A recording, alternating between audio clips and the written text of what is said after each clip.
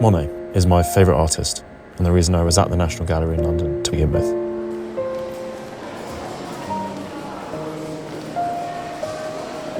But in the end, among the walls draped in famous works of the Renaissance and the Baroque, the Romantic and the Realist, the Impressionist and the Post-Impressionist of centuries prior, I found something just as compelling.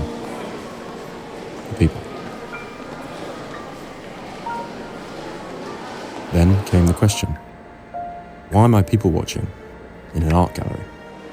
In the 19th century, two new art movements formed out of France in response to those that came before. The first was realism.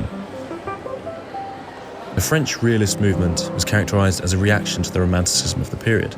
It stood as a rejection of exotic and exaggerated subjects and a reverence for the supernatural. Instead, led by Gustave Courbet and Jean-François Millet, realism sought to portray a subtle, real depiction of everyday life, with an air of documentary exactness. These painters favoured the depiction of everyday life in a vigorous, naturalistic style.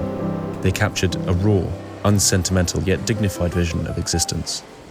But a subsequent movement came to challenge the perspective of realism. A reaction against the so-called academic painting, and characterised by a focus on atmosphere and the fleeting effects of light, it took on the title Impressionism. With Monet, Degas, Pissarro and Renoir's loose brushwork, vibrant colours and their keen expression of the dynamism of light, they displayed London, Paris and rural European life with a sense of spontaneity. Depicting both strangers and acquaintances, near and far, the landscapes and spaces they inhabit, the artists, in their own way, sought to create impressions of a moment.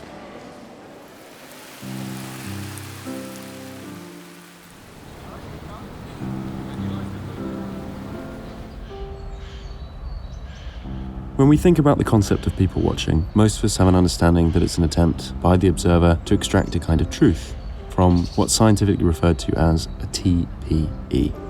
TPE stands for third-party encounter, and it's really an attempt to decode a social relationship through observation of the interaction, in this specific instance between two or more people. Although encounter-based impressions have been a topic of investigation since the 1970s, there's been a rapid increase in this area of research in recent years, says Dr. Suzanne Quadflieg and Dr. Ian Penton-Voak of the University of Bristol. Impressions about people's interactions and relations have become a pivotal subject of study. So what have the scientists found out? Well, the neurological process behind encounter-based impressions involves two distinct levels: action perception and social psychological analysis. Action perception is the initial interpretation. Are individuals acting independently or jointly, mirroring or complementing? And are their actions goal-compatible or conflicting?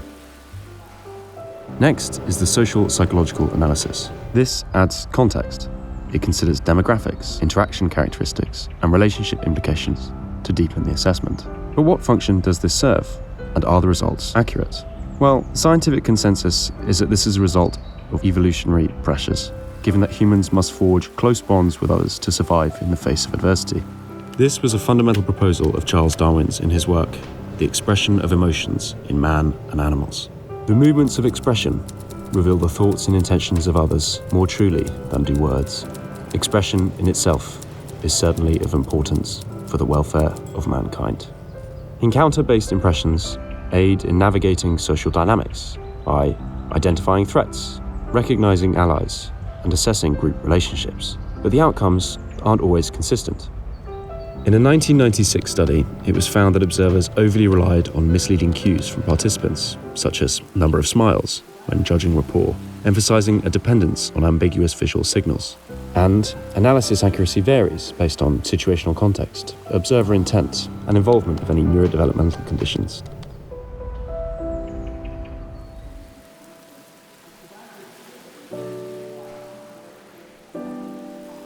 In realism's objectivity and our desire for truth in people watching, so we find Impressionism's subjectivity and psychology's ambiguity.